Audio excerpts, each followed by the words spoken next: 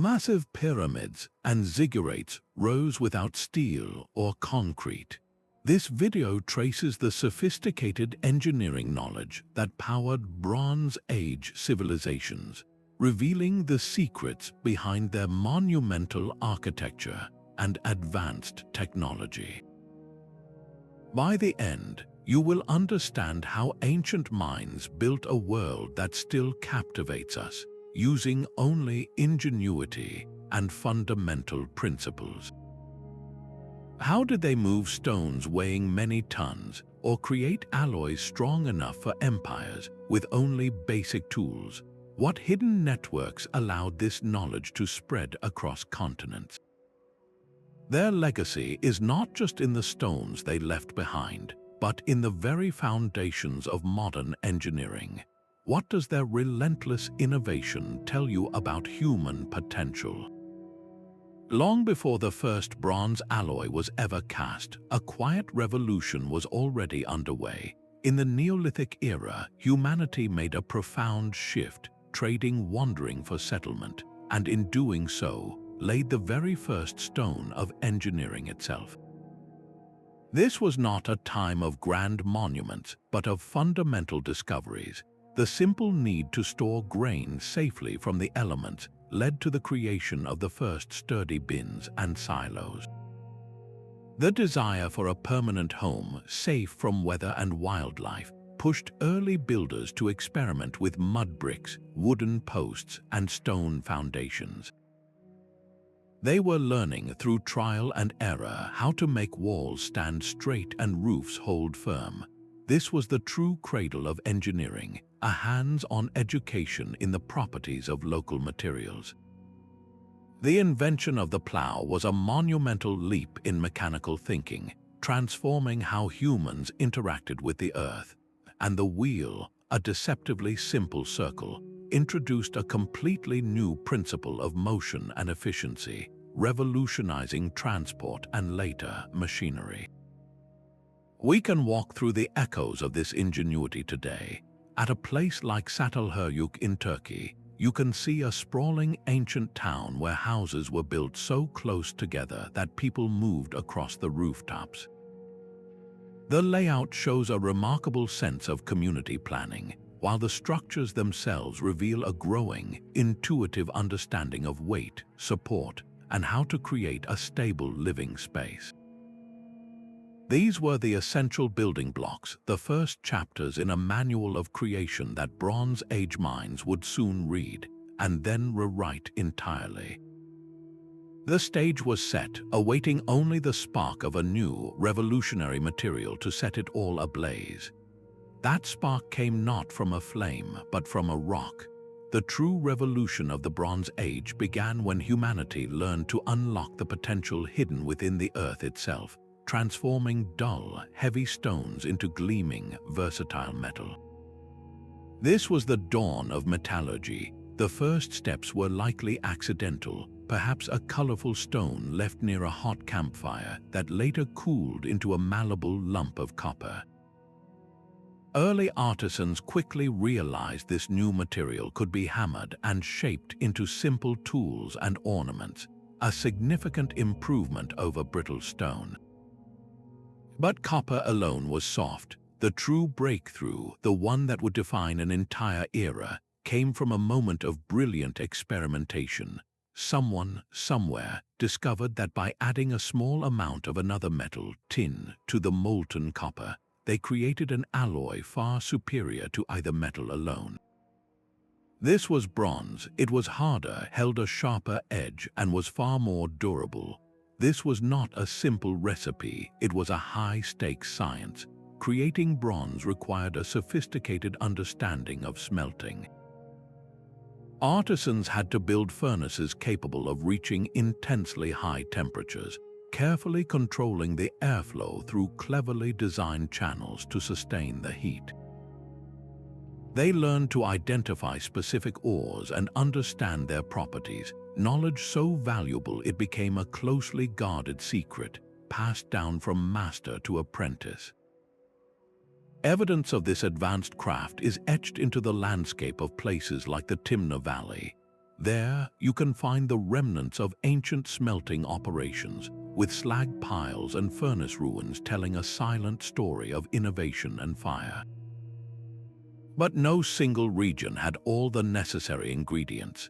This demand for tin and copper created the world's first long-distance trade networks. Tin from as far away as modern Britain traveled over vast and dangerous routes to meet copper from Cyprus and the Middle East. This was more than just commerce, it was a web of technical communication, a silent exchange of ideas flowing alongside the precious cargo. The impact of bronze was immediate and profound. For the first time, farmers had strong, reliable plowshares that could turn tougher soil. Carpenters wielded sharp saws and sturdy chisels. And of course, armies were equipped with weapons that could decide the fate of cities. But beyond the battlefield and the field, this metallurgical mastery provided the essential tools for a new scale of ambition. With bronze-tipped drills and strong chisels, stone could be quarried and shaped with a precision never before possible. The very tools that built empires were now in hand, ready to tackle stone itself. With bronze tools in hand, the ambition of entire civilizations turned to stone. They began to raise monuments on a scale the world had never seen, structures so massive and precise they defy easy explanation even today. These were not just buildings, they were statements carved into the landscape, a declaration of human ingenuity against the relentless pull of time and gravity. Consider the Great Pyramid of Giza, a mountain of stone composed of over 2 million blocks, each weighing several tons. How did they achieve such a feat without modern machinery? The answer lies in a profound understanding of simple physics. Engineers mastered the use of the lever and the inclined plane, constructing vast earthen ramps that snaked up the growing sides of the pyramid. Teams of workers using ropes and rollers could then drag these colossal stones into place. It was a symphony of coordinated effort, a slow, deliberate dance of mass and momentum. This knowledge was not confined to Egypt. Far to the north, on the Salisbury Plain, another mystery was taking shape. The great stone circle we call Stonehenge required its builders to transport bluestones from mountains over 150 miles away. They likely moved these multi-ton pillars on a system of wooden rollers and sledges, a journey that would have taken many months. Once on site, the engineering challenges grew even greater. How do you lift a massive lintel stone and place it perfectly atop two uprights? The solution likely involved digging a large pit, tilting the stone into it, and then using levers and ropes to painstakingly raise it into its final position. The precision did not stop with construction. The alignment of Stonehenge with the solstices reveals a deep, integrated knowledge of astronomy. The engineers were also astronomers, weaving the movements of the sun and moon directly into their stone canvas. This was more than architecture, it was a cosmic clock, a permanent connection between the earth and the heavens. These projects required more than just technical skill, they demanded incredible social organization. Coordinating thousands of workers over decades required a system of management, logistics, and supply that was itself a monumental achievement. These structures stand as the ultimate testament to the Bronze Age mind, a mind that could visualize a mountain made by human hands and then, stone by stone, make it real. But these growing cities and their monumental projects faced a fundamental challenge. How do you sustain a thriving civilization in an often arid and unpredictable landscape? The answer flowed from another branch of their brilliant engineering.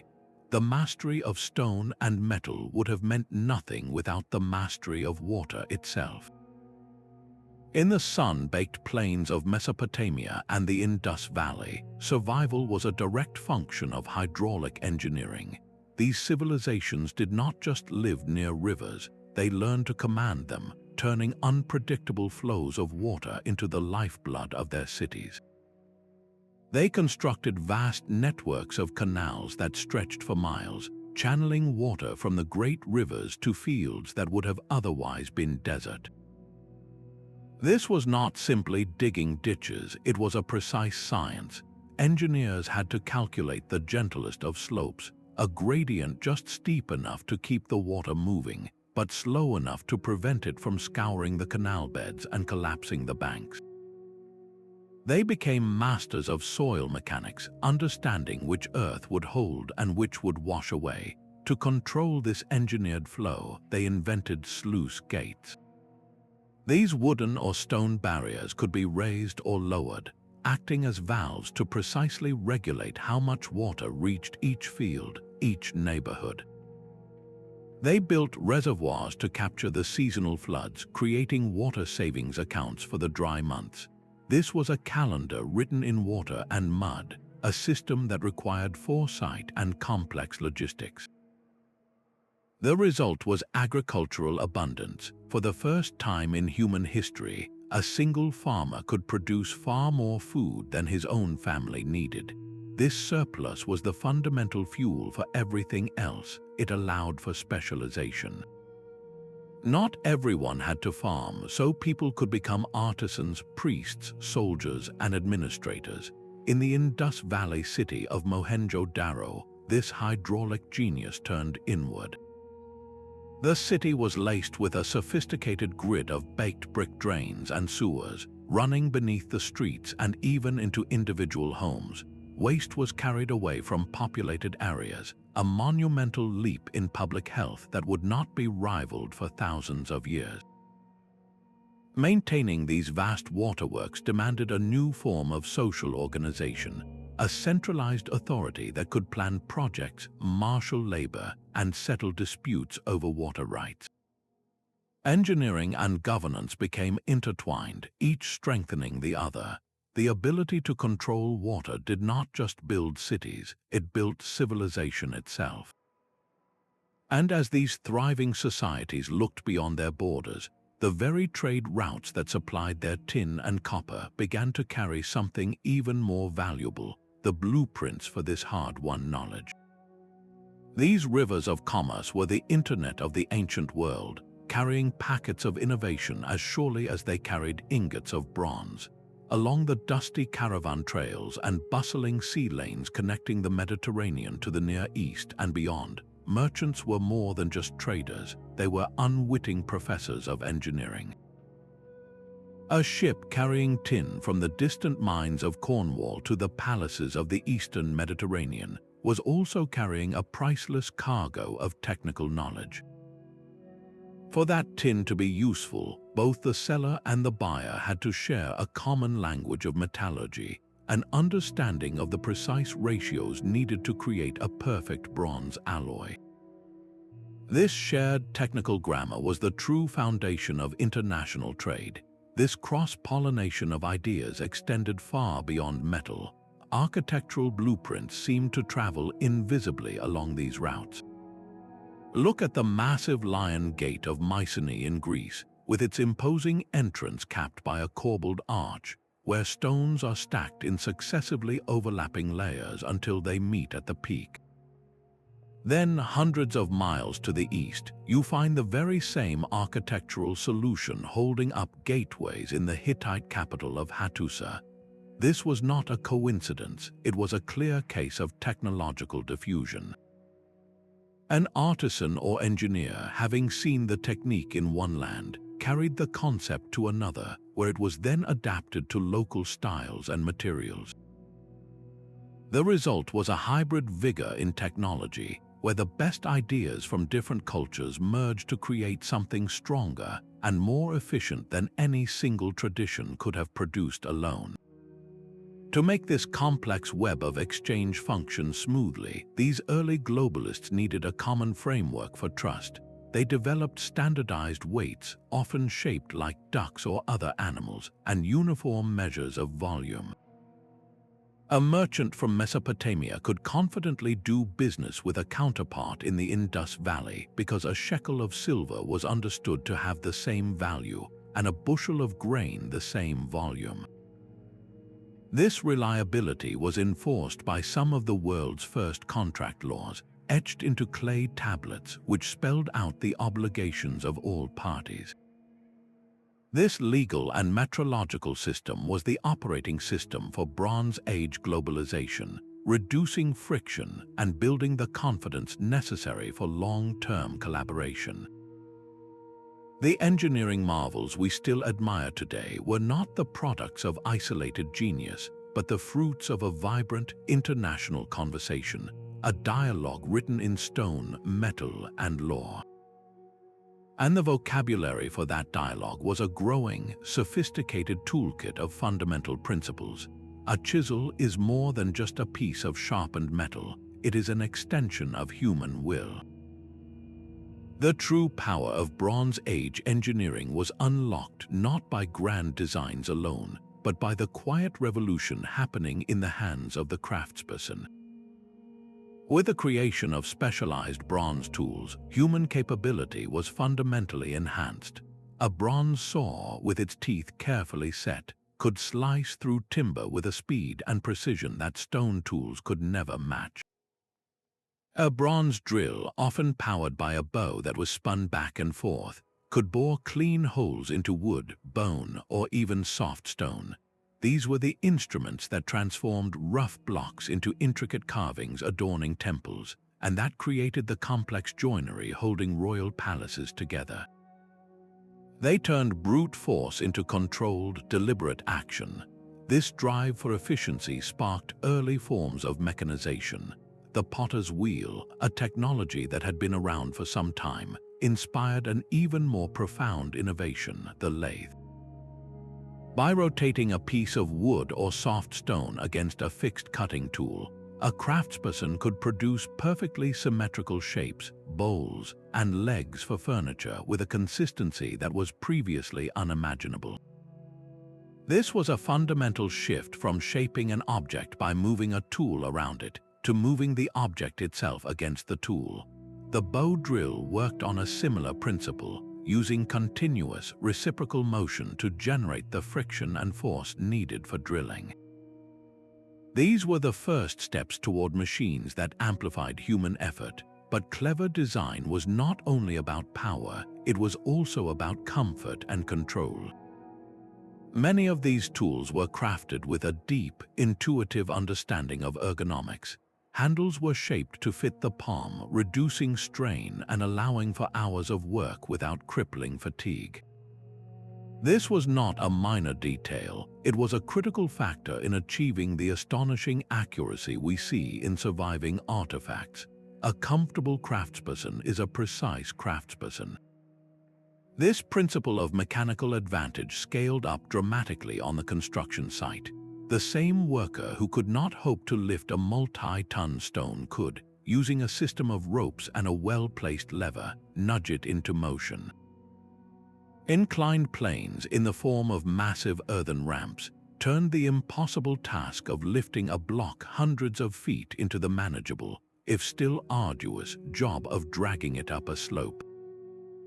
Pulleys, though in their most basic form, helped to redirect force, allowing teams to pull from a more advantageous position. The tools themselves had to be as resilient as the projects they built. Through constant experimentation, metallurgists learned to create bronze alloys with harder, more durable edges.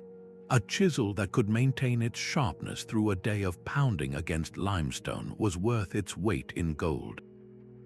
This reliability was paramount. Furthermore, archaeologists find evidence of standardization across certain regions. Tools like certain axe heads or weights appear in nearly identical forms. This suggests a move toward a kind of early quality control and even industrial production, ensuring that every craftsperson had access to implements that were predictably effective. This entire ecosystem of innovation was a continuous feedback loop. The ambition to build a larger temple demanded stronger saws. The desire for more intricate reliefs required finer chisels, and the success of those new tools then fueled even grander visions. The right implement was the essential bridge between a brilliant concept sketched in the mind and its breathtaking realization in stone and wood. But behind every precise cut and every perfectly balanced lever, there was an invisible foundation, a growing understanding of the mathematical principles that govern the physical world. The true power of a bronze chisel lay not in its sharpness alone, but in the invisible framework of numbers that guided its every strike. Behind every perfectly laid city street and every pyramid rising at a precise angle was a sophisticated, practical mathematics, a silent language of calculation that turned ambitious visions into buildable realities. This was not abstract theory, but a hands-on toolkit for solving problems on a colossal scale. The very first need for numbers grew from the earth itself. After the annual flood of the Nile receded, fields had to be remeasured and their areas calculated for fair taxation. This demand led to the creation of standardized units, lengths like the cubit, often marked on official stone or wooden rods, and units of area for tracking grain yields. A surviving clay tablet from Mesopotamia might show a civil servant working through the geometry needed to calculate the area of an irregularly shaped field, proving that land management was a powerful driver of mathematical innovation. These calculations were the administrative bedrock of the state, but mathematics truly came to life in the engineer's hands. To lay out the foundations of a city like Mohenjo-Daro with its perfect grid of streets, or to align the Great Pyramid of Giza almost perfectly with the cardinal directions, required a masterful application of geometric principles. They used simple yet brilliant tools like the Nomen, a vertical stick whose shifting shadow could be used to trace true north and south. Ropes knotted at precise intervals became their measuring tapes and compasses, allowing them to create perfect right angles for corners and to lay out vast circular enclosures like Stonehenge. The famous Rhind mathematical papyrus from Egypt offers a direct window into this world. It is not a theoretical textbook, but a practical manual filled with problems an engineer or administrator would actually face. It details how to calculate the slope or sect of a pyramid's sides, ensuring its iconic shape was consistent from base to peak. It contains problems about distributing a specific number of loaves of bread to a certain number of men, a critical task for feeding the thousands of workers on a state project. This was mathematics fully integrated into the logistics of creation. Perhaps the most profound mathematical concept was that of the ratio, a deep understanding of proportional relationships. It was a ratio that defined the perfect bronze alloy, so many parts copper to 1 part tin. The same principle governed architecture, where the proportions between a structure's height, width, and the thickness of its walls were not arbitrary, but born from an intuitive grasp of what created a stable, enduring form. This knowledge was rarely written in formal textbooks. Instead, it was embedded in the oral traditions and hands-on apprenticeships of the craftsmen. A master builder would teach his apprentice the proven ratios and measures through direct practice, passing down a living library of techniques refined over generations. The ability to quantify, to calculate volume for a ramp, to proportion an alloy, or to align a temple with the heavens, provided the essential certainty that made large-scale engineering possible. It was the quiet confidence that allowed a civilization to look at a raw landscape and see, with numerical precision, a finished monument. And as they looked upward, their mathematical gaze turned to the sky, where the movements of the sun and stars offered another kind of blueprint to follow. The heavens themselves became a blueprint for the Bronze Age engineer. This was not mere stargazing, it was a rigorous, applied science that turned the predictable motion of the cosmos into a tool for construction and societal order. Look at the great passage tomb of Newgrange in Ireland. For most of the year, its interior is a chamber of deep shadow. but on the winter solstice, as the sun reaches its lowest point in the sky, a single, narrow beam of light pierces through a perfectly aligned opening above the entrance. For a precious 17 minutes, this ray of sunlight travels down the long passageway to illuminate the central chamber. This was no happy accident.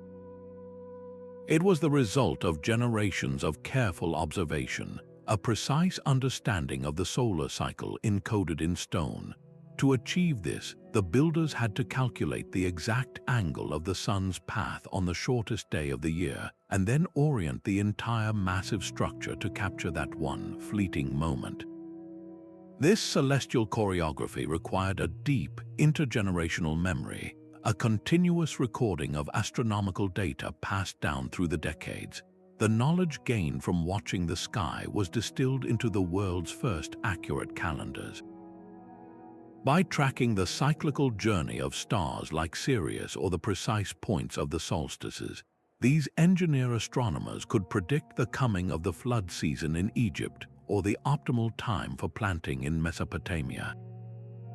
This predictive power was the ultimate strategic advantage. It told a civilization when to mobilize its workforce, when to harvest its crops to feed thousands of laborers, and when the weather would be most favorable for transporting massive stones or mixing vast quantities of mud brick. The calendar was the ultimate project management tool, synchronizing human ambition with the rhythm of the earth, but the motivation ran deeper than mere logistics. Aligning a pyramid with the pole star or a temple with the rising sun was a profound symbolic act. It connected the power of a king or the authority of a priesthood directly to the unchanging order of the universe. This cosmic connection provided an irresistible justification for devoting immense resources to a construction project. It transformed a civic works program into a divine mandate, motivating a society to pour its collective energy into raising a monument that would forever link their world with the heavens. The tools for this celestial engineering were elegantly simple. A Nomen, a vertical rod placed in open ground, cast a shadow whose length and direction throughout the year mapped the sun's passage. By tracking these shadows, they could determine true north and south with astonishing accuracy.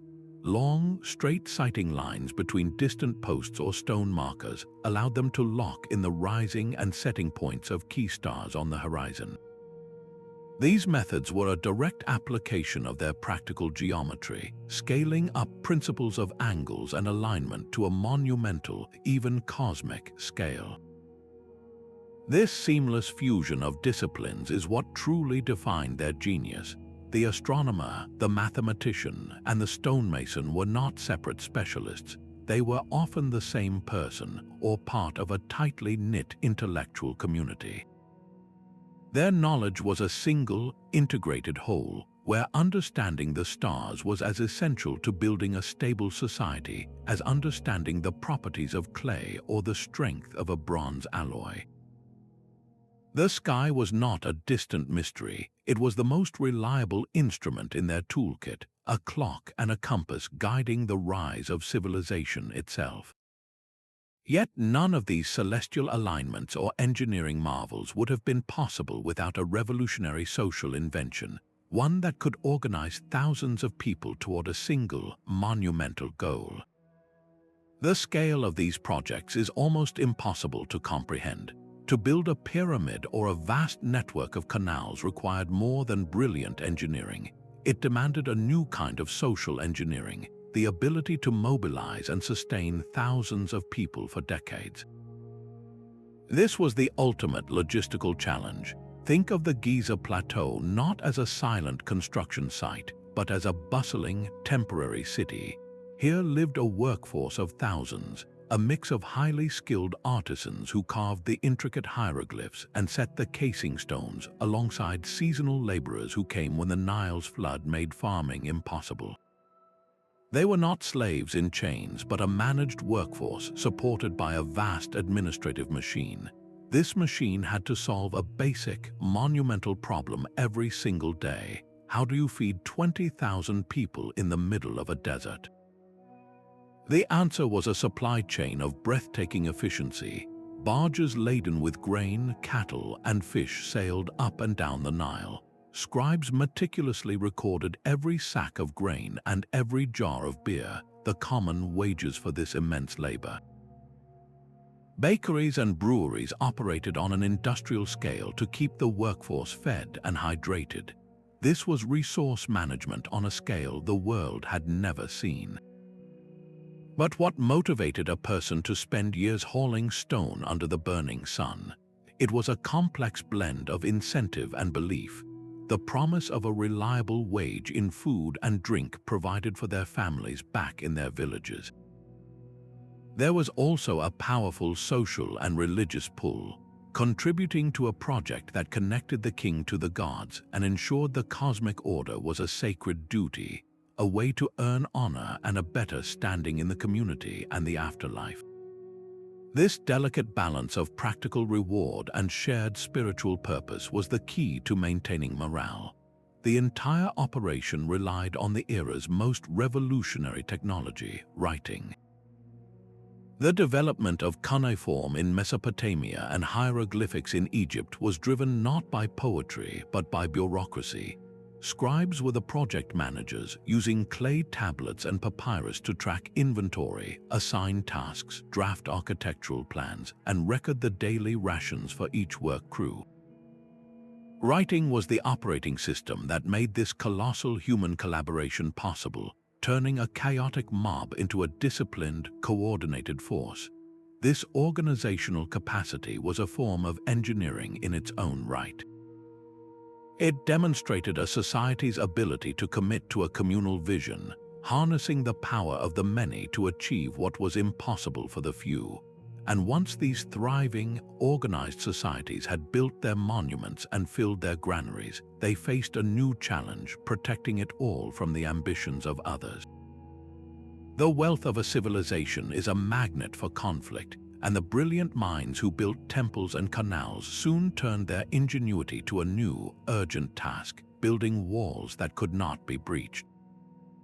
This was the birth of military engineering, a discipline that fused strategic thinking with a deep understanding of materials and terrain. The goal was not just to build a barrier, but to design an active, intelligent defense system. At Mycenae in Greece, the solution was to build on a scale that seemed almost superhuman. So-called Cyclopean walls were constructed from colossal, irregular limestone boulders, some weighing many tons, fitted together with such precision that mortar was unnecessary. The sheer mass of these stones made the walls virtually impervious to the battering rams of the era. But a wall is only as strong as its weakest point, its gate. The famous Lion Gate at Mycenae showcases a brilliant solution to this vulnerability. Above the massive lintel stone, the builders left a triangular open space, which they filled with a sculpted slab depicting two lions. This was not merely decoration, it was a structural masterstroke. This relieving triangle redirected the immense weight of the stones above away from the lintel, preventing the gateway from collapsing under its own load.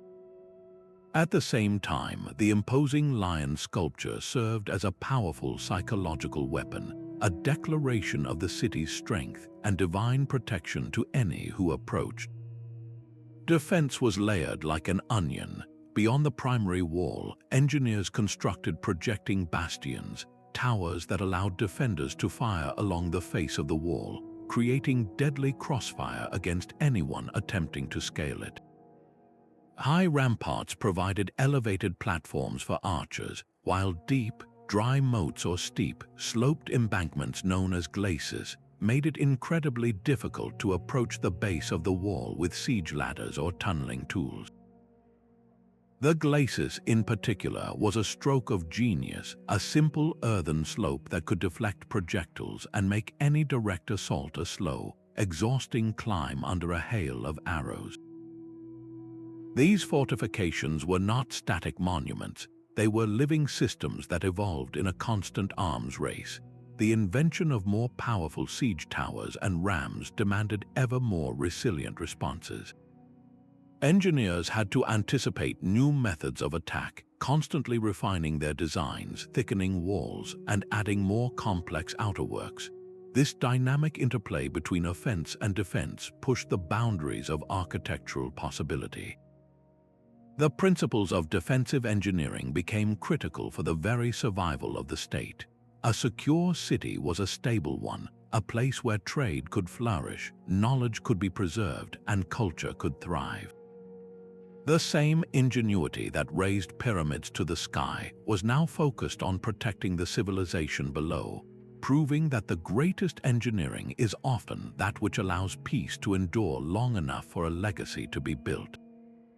And with their lands secured, these ambitious civilizations could look beyond the horizon to the vast, uncharted expanse of the sea. The same ingenuity that fortified cities on land now turned to conquering the vast, unpredictable sea. To bind their world together, Bronze Age civilizations had to become masters of maritime engineering, building vessels strong enough to cross open oceans and brave the Mediterranean's sudden storms. This was not a passive crossing of waters, but an active, calculated harnessing of wind and wave. In shipyards from the Levant to the Aegean, the sound of bronze adzes shaping timber echoed along the coastlines. Shipwrights developed a breathtaking array of hull designs, each adapted to its purpose, from sleek, oar-powered galleys for rapid coastal patrols to deep-bellied, sail-driven cargo ships capable of carrying many tons of trade goods. They assembled these ships not with nails, but by expertly drilling holes along the edges of wooden planks and fastening them together with tightly wound cords or sturdy wooden pegs. To make the hull watertight, they caulked the seams with twisted reeds and sealed everything with layers of waterproof pitch, a sticky resin harvested from trees. This combination of flexible lashing and resilient sealant created a hull that could twist and flex with the waves without cracking apart. The most compelling evidence of this advanced technology lies at the bottom of the sea off the coast of Turkey. The Uluburun shipwreck is a time capsule from the late Bronze Age, its hull filled with a staggering cargo that reads like a map of the ancient world. There were 10 tons of Cypriot copper ingots, bundles of ebony logs from Africa, Canaanite jewelry, Baltic amber, and even a golden scarab bearing the name of the Egyptian Queen Nefertiti. This single vessel proves the existence of a truly globalized network, its voyage a testament to the reliability of the ship that carried it. But a sturdy ship is useless without a skilled navigator. These early mariners were brilliant natural scientists, reading the environment like a living chart. They memorized the patterns of prevailing winds and the pull of steady currents, using them as invisible highways across the open water. At night, they steered by the stars, tracking the unchanging positions of constellations to maintain their course. For measuring latitude, they used simple but effective tools like the camel, a small wooden rectangle on a string. By holding the string at their mouth and aligning the wood's edge with the horizon and a specific star, they could gauge their distance north or south. This celestial navigation turned the featureless sea into a grid they could follow. The engineering genius extended beyond the ships themselves to the ports that served them. Harbors were not just natural coves, they were actively engineered landscapes. Builders constructed sturdy quays and wharves from stone, creating stable platforms for loading and unloading precious cargo. To protect these floating warehouses from the destructive power of storms, they built massive breakwaters, long arms of stone rubble that reached out into the sea to create a calm, sheltered anchorage. These ports became bustling hubs of logistics and intercultural exchange, where Egyptian grain could be traded for Aegean olive oil under the watchful eyes of a dozen different languages. By dramatically reducing the time and risk of long-distance travel, maritime engineering did more than just move goods, it moved ideas. A stylistic motif carved into a temple in Mesopotamia could appear months later on a pottery fragment in Greece, carried not over land but by the steady, reliable rhythm of the trade winds. The sea, once a terrifying barrier, had been transformed into the most efficient highway on Earth, a liquid network that connected farmer, artisan, and king into a single, interdependent world. And this drive to connect the earthly with the divine would soon express itself in the most ambitious engineering projects of all. The blueprint for a pyramid was not merely a set of construction plans, it was a theological document. For Bronze Age societies, the act of engineering was a form of prayer, a sacred duty to build a bridge between the earthly and the divine. This profound connection meant that every measurement, every angle, and every stone was imbued with spiritual meaning. The perfect proportions we see in Egyptian temples were not just aesthetically pleasing, they were considered a reflection of cosmic harmony, a mathematical code that pleased the gods and maintained the balance of the universe. The so-called golden section, a specific ratio found repeatedly in their architecture, was likely seen as a divine proportion, a visual echo of the perfect order they believed governed creation. This was engineering as a form of worship. This spiritual dimension infused every stage of a project. Before a single foundation trench was dug, priests and surveyors would perform elaborate rituals to consecrate the ground and seek divine approval for their endeavor. The process of aligning a structure with a star or a solstice was a ceremonial act, a way of weaving the fabric of the heavens directly into the stone. The final act of placing the capstone on a pyramid was not just a technical milestone, it was a moment of profound spiritual climax, believed to activate the structure's power as a conduit to the gods. The immense labor itself was often framed as a pious offering. Contributing to the construction of a temple or a royal tomb was a way for an individual to earn spiritual merit and secure favor for their community in the afterlife. This shared belief transformed back-breaking work into a sacred service, providing a powerful, non-coercive motivation that united entire populations behind a common, holy goal. This religious context provided the ultimate justification for the staggering investment of resources. A society would willingly channel decades of its collective wealth and energy into a single project because it was understood as essential for cosmic stability.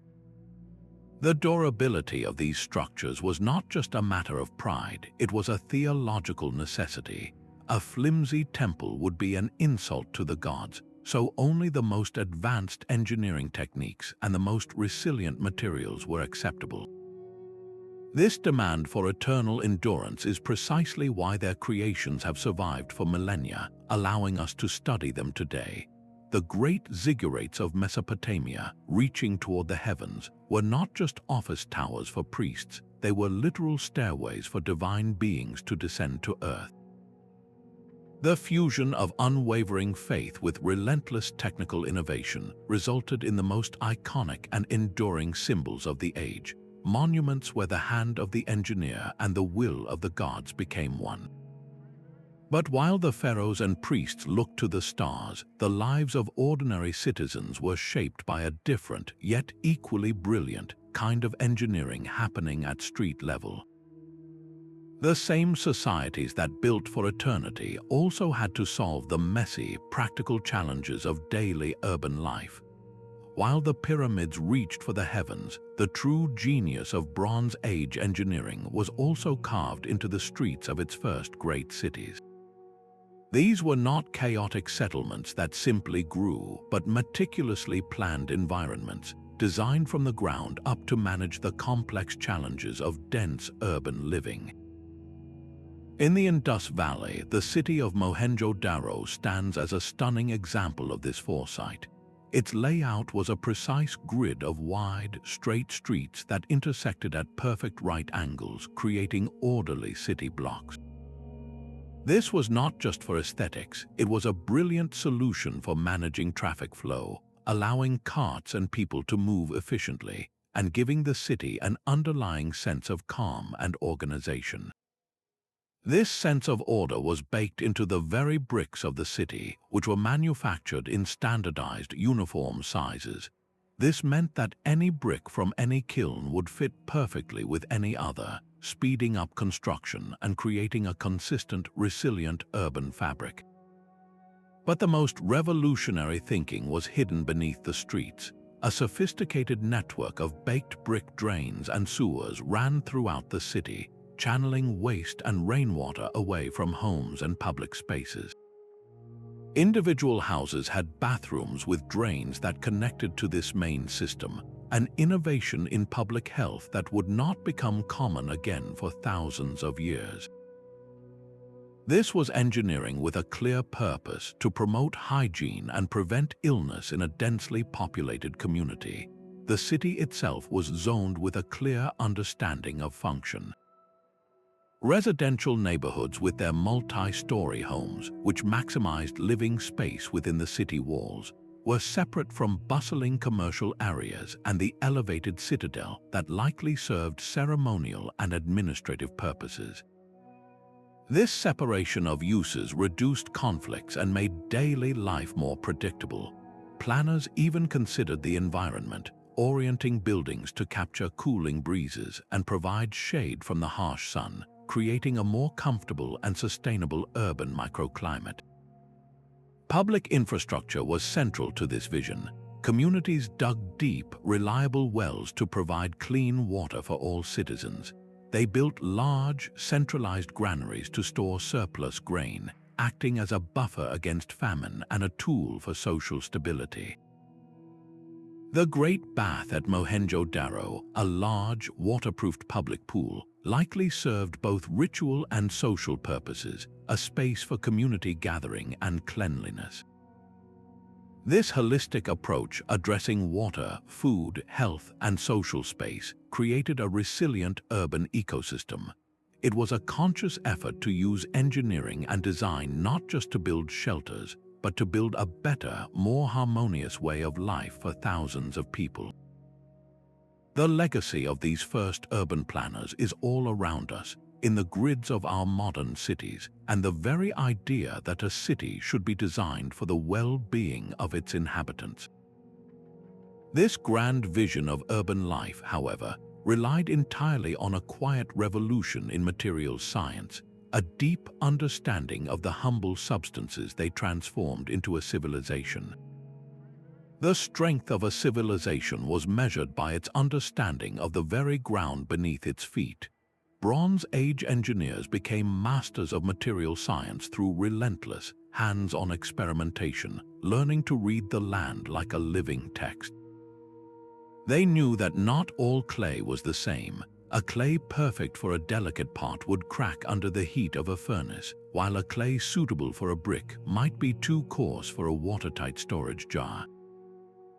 This deep, empirical knowledge was their invisible tool, as vital as any chisel or lever.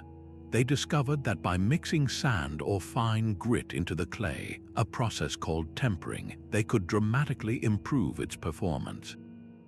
This temper acted like a skeleton within the clay, creating tiny pathways that allowed the material to expand and contract without shattering when exposed to rapid temperature changes. This single innovation was revolutionary. It gave them cooking pots that could withstand the direct heat of a fire, and most critically, it allowed them to create the refractory crucibles necessary for smelting bronze. A crucible that cracked during a smelt was more than a broken pot. It was a wasted day of intense labor and precious ore. The right temper meant reliability, and reliability meant progress. This mastery extended from the fire of the forge to the walls of the city. In regions lacking abundant stone, they turned earth itself into a formidable building block. By forming mud with the right consistency and baking it in controlled kilns, they created uniform, durable fired bricks. These bricks were resistant to rain and wind, and their standardized sizes found in places like Mohenjo-Daro meant that massive structures could rise with incredible speed and consistency. But their innovation with binders was even more profound. Someone, somewhere, discovered that by burning limestone in a hot fire, they could produce a fine white powder, quicklime. When mixed with water, this powder underwent a dramatic chemical transformation, heating up and hardening into a strong, cohesive plaster. This lime plaster provided smooth, clean, and waterproof surfaces for walls and floors. In some cases, they took this further, experimenting with early forms of concrete by mixing lime with volcanic ash or crushed pottery, creating a mortar so strong it could bind stones for millennia. The choice of stone itself was a science. They learned to identify and quarry specific types based on the task. Soft limestone was ideal for the intricate carvings that covered temple walls, while incredibly hard granite, quarried with immense effort, was reserved for the colossal pillars and sarcophagi meant to last for eternity. Basalt, with its fine grain and toughness, was often chosen for grinding stones and pavement that had to endure constant wear. This was not random selection. It was a calculated decision based on hardness, workability, and even aesthetic appeal. Each successful application, each material that performed as expected, was a lesson preserved and passed down through generations of artisans. This accumulated wisdom, born from countless trials and errors, was the quiet cornerstone of every public work and every household object. The ability to predict how a material would behave under stress, weather, or fire was what separated a lasting monument from a forgotten ruin. And as their structures and societies grew more complex, this very success created a new, urgent need, a way to record the knowledge that made it all possible. The very act of writing was a feat of engineering. To preserve their words, scribes had to become masters of material, transforming humble clay and river reeds into durable information storage. In the bustling administrative centers of Mesopotamia, a scribe would take a lump of wet clay and carefully shape it into a smooth, rectangular tablet. With a stylus crafted from a sharpened reed, they would then press a series of wedge-shaped marks into the soft surface, creating the intricate script we call cuneiform. But the process did not end there. For a temporary record, the tablet might simply be left to dry in the sun. For a document meant to last, perhaps a royal decree or a vital construction account, it was placed into a kiln and fired, turning fragile mud into a ceramic artifact as permanent as pottery. This firing was a precise operation, requiring control over temperature to harden the clay without warping or cracking it.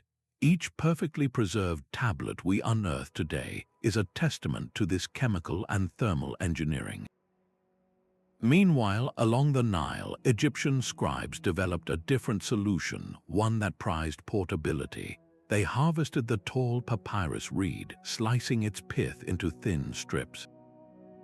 These strips were then laid side by side, with a second layer placed crosswise on top. By pounding the layers together and pressing them dry, the plant's natural sap acted as a glue, fusing the sheets into a smooth, flexible writing surface. This was not simple craft. It was an early form of chemical engineering, manipulating natural materials to create a revolutionary technology. A single sheet was useful, but by joining many sheets together, they could create scrolls that stretched for feet, capable of holding vast amounts of information from religious texts to detailed architectural plans. For messages intended to span generations, however, nothing surpassed stone. The inscriptions covering temple walls and royal stelae required a different kind of skill set, one that merged the scribe's art with the stonemason's strength. A master carver would use bronze chisels and stone hammers to patiently peck away at the hard surface, following the outline of hieroglyphs drawn in ink. This was slow, deliberate work where a single slip could mar the entire monument. The depth and angle of each cut were calculated to ensure the shadows would make the symbols stand out clearly for centuries. This was engineering for permanence, a guarantee that the words of a king or the formula for a ritual would outlive the civilization itself. This explosion of documentation created a new challenge: how to organize all this information for quick reference. Scribes and administrators developed early standards for layout and typography. They would often score fine lines into their clay tablets or papyrus sheets to keep their text evenly spaced and aligned. Standard sign sizes and consistent column formats made complex administrative records, like lists of workers and their grain rations, easily readable to any trained scribe. This was the birth of information design, a system engineered to reduce error and speed up the bureaucratic machine that managed everything from temple construction to international trade. And what was written in these meticulously crafted records? Often, it was the very engineering knowledge we have been exploring.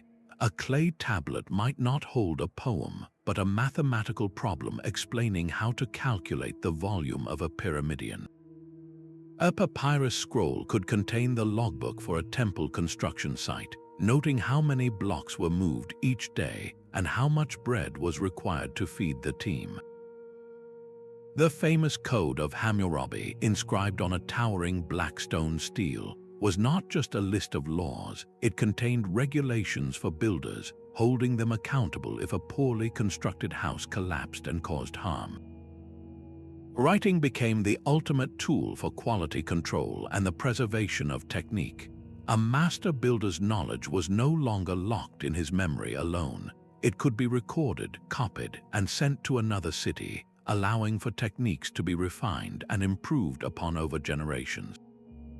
This was the information technology revolution of the ancient world, creating a cumulative knowledge base that accelerated progress.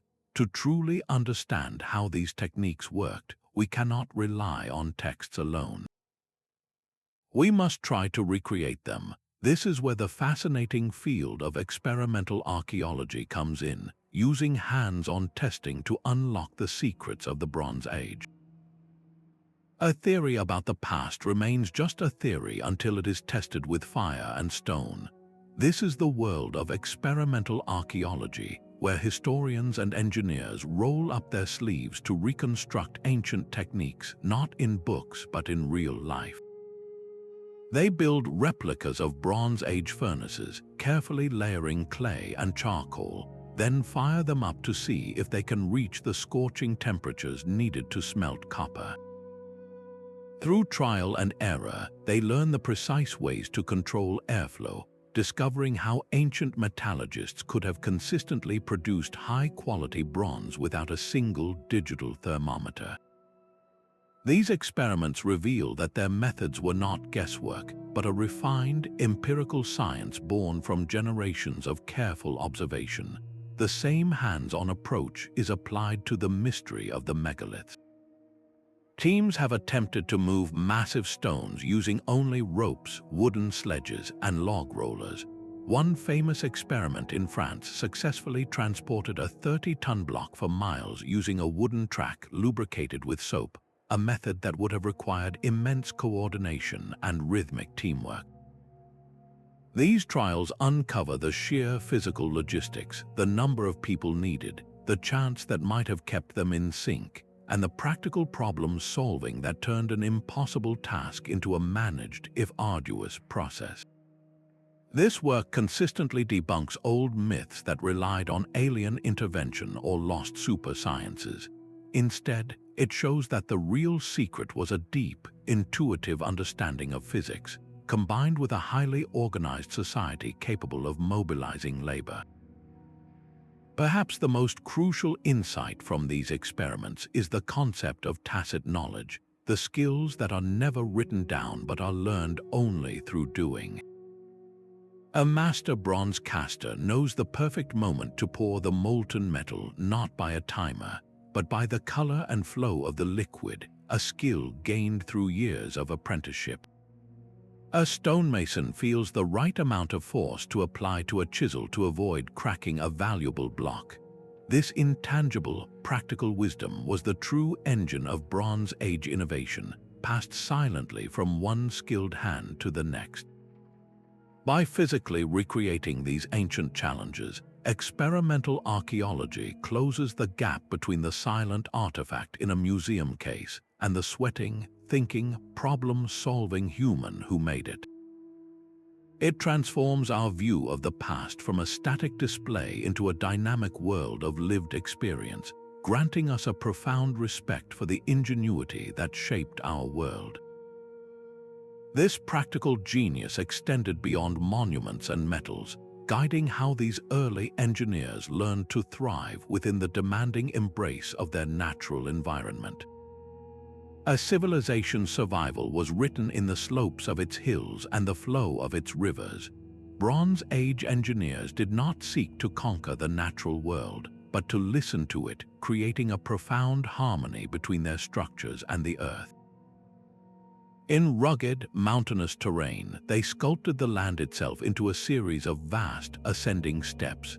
Terracing was far more than creating flat spaces for crops. It was a masterclass in erosion control and hydrological engineering. Each level was carefully graded to channel water slowly downward, while sturdy retaining walls, often built from local stone without mortar, held the precious soil in place. This transformed barren, rain-swept slopes into productive, layered farms that could feed a growing population. Where water was too abundant, as in the Nile Valley, a different kind of genius emerged. Instead of fighting the annual flood, engineers designed basin irrigation systems. They built low earthen walls to create massive, shallow pools that captured the nutrient-rich silt-laden waters as the river overflowed its banks. This allowed the water to soak deeply into the soil before being gradually drained or directed to other fields, turning the flood's potential for destruction into a reliable, seasonal fertilization and watering event. This was engineering that worked with the rhythms of the planet, not against them. This adaptive thinking even shaped the walls of their homes. In colder northern climates, settlements were often oriented to capture the low-angled sun, warming interiors naturally.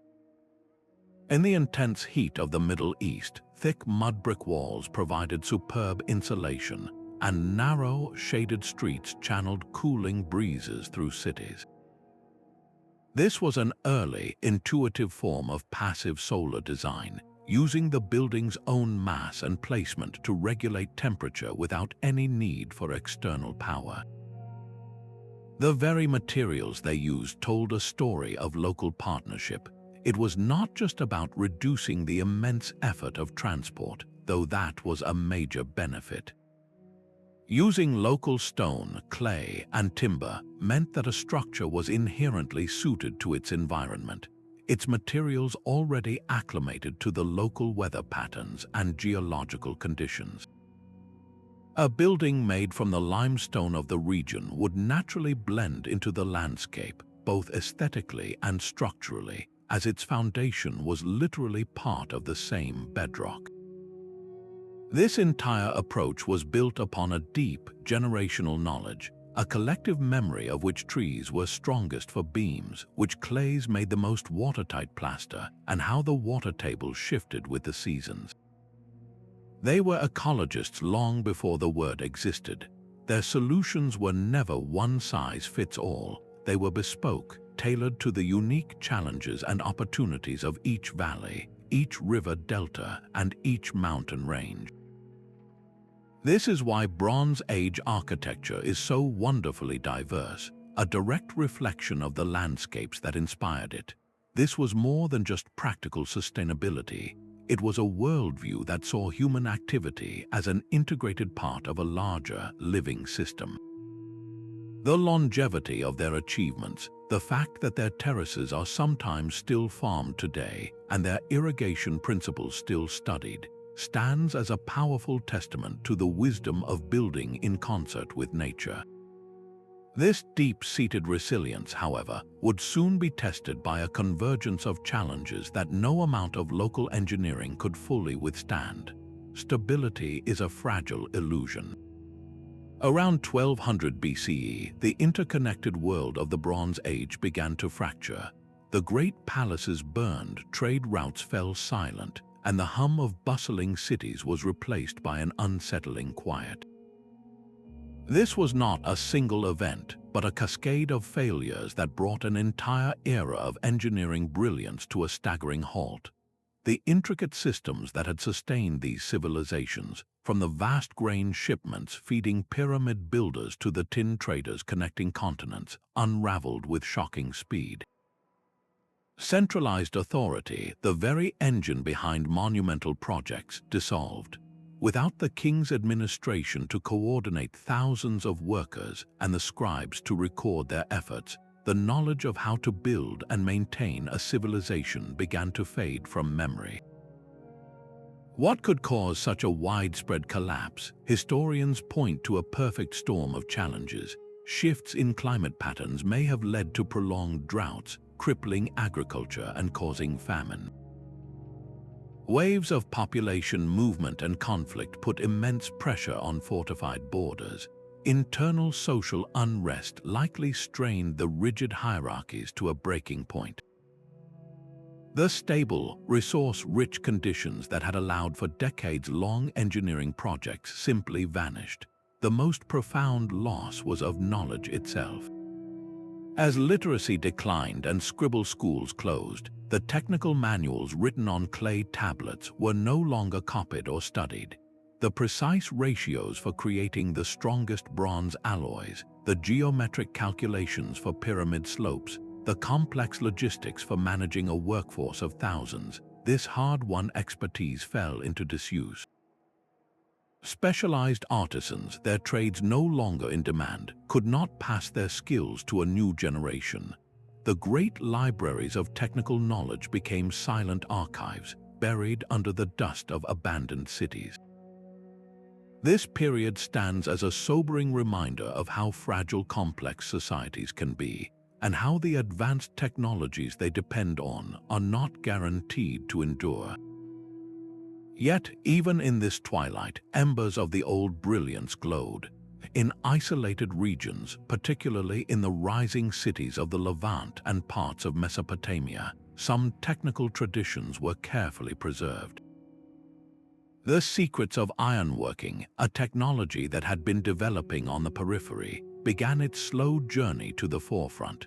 The collapse forced a return to more localized, subsistence-level engineering, but in doing so, it also cleared the ground for new approaches.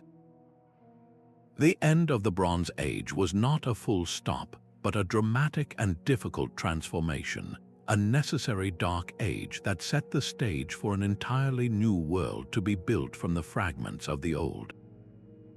The echoes of that collapse did not silence the past. Long after the great palaces fell, the engineering triumphs of the Bronze Age continued to whisper their secrets, their principles preserved and repurposed by the civilizations that followed.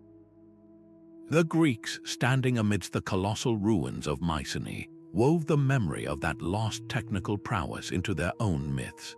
They spoke of Daedalus, the legendary artisan who built the labyrinth, a figure who embodied the very spirit of Bronze Age innovation, his stories preserving the idea of a time when human craft could achieve the impossible. When the Romans engineered their vast empire, they built upon foundations laid millennia earlier, refining the metallurgical and hydraulic principles first pioneered in the Bronze Age to create their own aqueducts and monumental architecture. The knowledge had not vanished, it had simply been absorbed, transformed, and passed along. Centuries later, during the Renaissance, a renewed fascination with classical antiquity turned a curious eye toward the even more ancient world. Scholars and artists began to study the pyramids and other ruins not as mythical curiosities, but as feats of engineering. They measured their proportions and marveled at their endurance, finding in these ancient stones a profound inspiration for their own revolutionary experiments in architecture and design. The true reawakening, however, came with the decipherment of long-forgotten scripts, the cracking of the cuneiform code, and the later decoding of linear B-clay tablets tore away the veil of myth. Suddenly, these were no longer silent ruins. The tablets spoke in the dry, precise language of bureaucracy, revealing inventories of bronze shipments, rations for thousands of workers, and the complex logistics of maintaining a palatial economy. Scholars could now read the original operating manuals for these early civilizations, allowing them to move from speculation to reconstruction. This rediscovered knowledge did not only live in academic texts. In many rural parts of the world, you can still see the living legacy of Bronze Age engineering in the dry stone walls that terrace hillsides, a technique virtually unchanged for thousands of years. The intuitive understanding of local materials, the methods for creating sturdy, mortarless structures, these were practices preserved through oral tradition, handed down from parent to child through countless generations. They are a testament to the timeless effectiveness of those first principles, and of course, the Great Pyramid itself remains a silent teacher on the Giza plateau. Its continued existence, a mountain shaped by human hands, is a permanent challenge and an inspiration, a reminder that true engineering is not about the complexity of your tools, but the depth of your understanding. The story of the Bronze Age is not one of a lost world, but of a foundational one. Its innovations in materials, mechanics, and management form a continuous thread in the tapestry of human progress, woven through the ages into the fabric of our modern world.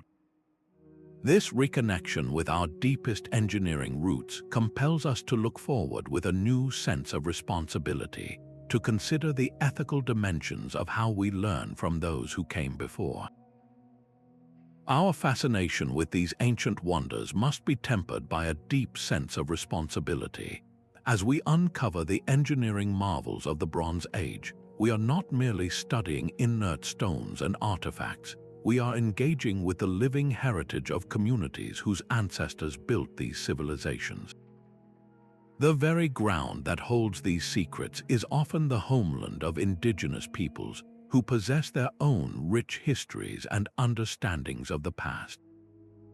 Modern archaeology increasingly recognizes that true discovery happens through partnership, where researchers collaborate with local stakeholders from the very beginning. This means ensuring that excavations are conducted with cultural sensitivity, that interpretations of the past welcome diverse perspectives, and that the work ultimately contributes to the benefit and empowerment of the local community. It is a shift from extraction to collaboration, acknowledging that the story of a place belongs first to those who have always called it home. This ethical lens also forces us to confront a difficult legacy from more recent history. The colonial era saw countless artifacts taken from their places of origin to fill museums overseas, severing a vital connection between an object and its cultural context. Today, the ongoing dialogue about the repatriation of cultural property is not just a legal debate. It is a profound moral question about justice, healing, and who has the right to tell a culture's story. Returning a statue or a ceremonial object is an act of respect, mending a historical wrong and restoring a piece of a community's identity. Alongside these questions of ownership lies the critical duty of preservation. These ancient sites face immense pressure from both tourism and modern development. Balancing public access with the need to protect fragile ruins for future generations is a constant challenge. Sustainable tourism, managed by and for local communities, can be a powerful tool for conservation and education, ensuring that these sites are not loved to death but cared for as the irreplaceable treasures they are. And as we admire the pyramids and fortresses, we must also remember the human cost. these monuments were raised by countless individuals whose names are lost to history. While the organizational genius of the state is clear, we must acknowledge that this labor was often carried out under systems of social inequality, where the many worked to manifest the vision of the few. Honoring their legacy means recognizing their contribution and reflecting on the conditions that made such grand projects possible. Our journey through the Bronze Age is richest when we pair our technical curiosity with this ethical compass. By approaching the past with humility and a commitment to ethical practice, we do more than just learn about history. We engage with it in a way that is respectful, inclusive, and truly meaningful. This thoughtful perspective now finds a powerful ally in the tools of the 21st century, where cutting-edge technology is allowing us to see these ancient secrets in an entirely new light. A laser pulse fired from a plane can now map a lost city hidden for centuries under a dense jungle canopy. This is the power of LiDAR, a technology that is stripping away layers of earth and vegetation to reveal the ghostly footprints of entire Bronze Age landscapes. By scanning the ground with millions of laser points, archaeologists can create a detailed topographic map, showing the subtle rises of buried walls, the sunken paths of ancient roads, and the grand outlines of forgotten settlements, all without moving a single shovelful of soil. It is like giving us X-ray vision into the past, uncovering the true scale of human activity in regions we once thought were empty wilderness. Beneath the surface, another quiet revolution is at work. Ground-penetrating radar sends radio waves into the earth, listening for the echoes that bounce back from hidden features. This allows researchers to pinpoint the location of a stone foundation, the outline of a burial chamber, or the precise course of a clay water pipe. With this subsurface map in hand, excavations become less like guesswork and more like surgery, allowing for small, targeted digs that minimize damage to the surrounding site. This respectful approach ensures that these non-renewable cultural resources remain intact for future generations to study with even more advanced tools. Once an artifact or structure is found, the process of documentation has been utterly transformed. Through photogrammetry and three-dimensional laser scanning, every crack, chisel mark, and subtle curve of a Bronze Age pot or a massive stone block can be captured in perfect digital detail. These are not just photographs, they are measurable, interactive models that can be rotated, analyzed, and even virtually restored from anywhere in the world. A researcher in a lab can take precise measurements of a sword's hilt, while another can run stress tests on a digital replica of a corbelled arch, testing its load-bearing capacity without ever touching the original. This digital preservation is a safeguard against the slow decay of time, creating an immortal record of our fragile heritage. The very chemistry of ancient materials is now telling its own story. Using techniques like X-ray fluorescence and mass spectrometry, scientists can analyze the elemental fingerprint of a bronze dagger or the chemical residue inside a storage jar. They can determine that the copper in a sword found in Greece originally came from a mine in Cyprus, tracing the invisible lines of ancient trade. They can identify the specific recipe of a lime plaster, understanding how its makers improved its durability over generations. This molecular evidence turns silent objects into active witnesses, confirming historical trade routes and revealing the continuous, incremental improvements that defined Bronze Age technological progress. This suite of modern tools allows us to test long-held hypotheses with new rigor. How many people were really needed to move a Stonehenge monolith? A virtual simulation, informed by data on soil mechanics and human biomechanics, can provide a plausible answer. How was a particular temple constructed, and in what sequence? Ground-penetrating radar might reveal the foundational layers, telling the story of its assembly from the ground up. This is not about replacing traditional archaeology, but about empowering it with a new clarity, closing the gap between our theories and their physical reality. The conversation between the ancient engineer and the modern researcher is finally becoming a two-way street, mediated by the silent language of data. This technological synergy allows the past to speak with a voice we are only just beginning to understand, bringing us closer than ever to the minds that first dreamed in stone and bronze. Those ancient builders mastered a truth we are now urgently relearning, that the most resilient designs work in concert with the world, not against it. Their commitment to local materials drastically reduced the environmental cost of transport, while their terraced farms and irrigation systems were models of long-term sustainability, engineered to last for generations, not just seasons. This principle of thoughtful adaptation is at the very heart of modern green architecture and regenerative design. The sheer endurance of their creations, still standing after thousands of years, challenges our own culture of disposability.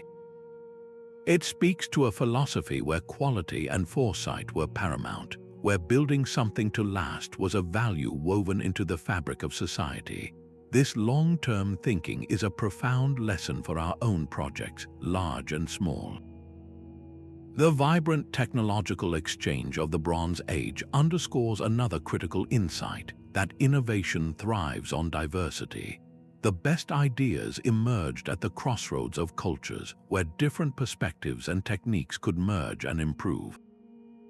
This ancient globalization reminds us that isolation stifles progress, while open communication and collaborative problem-solving unlock collective genius. On a personal level, the story of these early engineers is a powerful testament to human resilience. They confronted seemingly impossible challenges with nothing but ingenuity, patience, and a deep understanding of fundamental principles. Their legacy encourages us to find creative solutions with the resources we have, to see constraints not as barriers, but as catalysts for invention. Engaging with this history does more than educate us, it connects us. It fosters a humbling sense of belonging to a vast, continuous human story, a chain of innovation and aspiration that stretches back millennia and continues with us today. The principles they lived by, balance, proportion, and pure functionality, are not relics. They are the bedrock of excellent design in any era, from the circuits of a smartphone to the curves of a modern bridge. By looking back, we gain a richer context for looking forward. We see that our current struggles with sustainability, community, and meaningful work are not new, and that the past holds a deep well of wisdom for navigating them.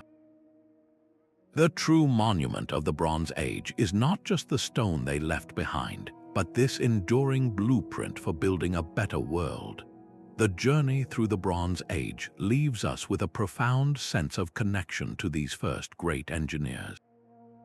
Their world was one of remarkable innovation, where ancient minds mastered the fundamental principles of materials, mathematics, and mechanics to build civilizations that would shape the course of history. We have traced the arc of their knowledge, from the metallurgical revolution that forged the era to the monumental architecture that still defies time. We have seen how engineering wisdom was not hoarded, but shared along bustling trade routes, creating a vibrant international conversation in stone and bronze. This was a rich tapestry woven from countless threads, practical skill intertwined with deep environmental adaptation and powerful spiritual belief. This intricate web of achievement, however, was not unbreakable. The eventual collapse of these interconnected civilizations stands as a sobering lesson on the fragility of even the most complex systems, a reminder that progress is not a straight line. Yet from that silence, their legacy speaks louder than ever, inspiring our continued discovery and learning. As we reflect on these ancient wonders, from the silent pyramids to the cleverly planned city streets, we recognize a timeless human drive, an unyielding urge to understand our world, to create within it, and to leave it better than we found it. The engineering knowledge of the Bronze Age is a powerful testament to what humanity can accomplish with raw curiosity, shared collaboration, and sheer determination. Thank you for joining this journey into the deep past. We would love to hear which Bronze Age innovation most captivates you, so please share your thoughts in the comments below. If you enjoyed uncovering these mysteries of ancient technology, remember to subscribe for more explorations into the fascinating foundations of historical engineering.